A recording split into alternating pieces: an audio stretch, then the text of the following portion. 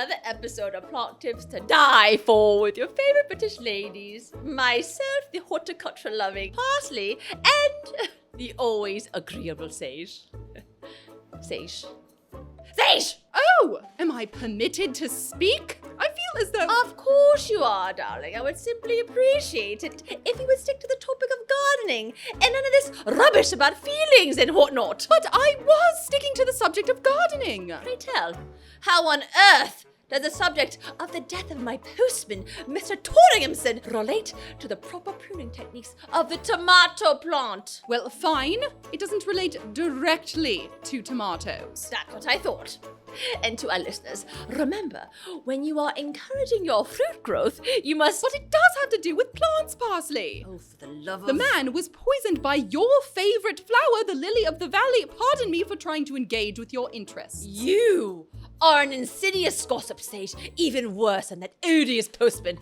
He was always trapping me by the door, demanding a signature, when what he really wanted to do was prattle on and on about the fiddle-faddle and minutiae of his daily route. Over and over, who did this to who, and so what? It was endless. How could anyone stand this hogwash? Oh, you're not as bad as all that, Sage. I didn't mean it.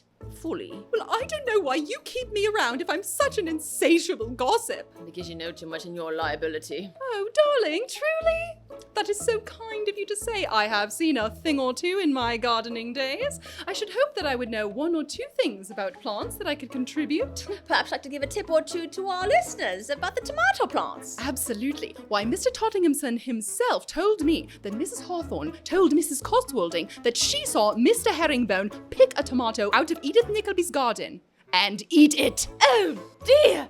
The gall. Some people are just positively evil. You know what they say. You reap what you sow. I think it's sow what you reap. I'm gobsmacked you got that wrong. Well, we can't all have our wits about us at all times, I suppose. Of course! How embarrassing. Until we meet again, our horticulture-loving friends. And remember that a tomato is a fruit, not a vegetable.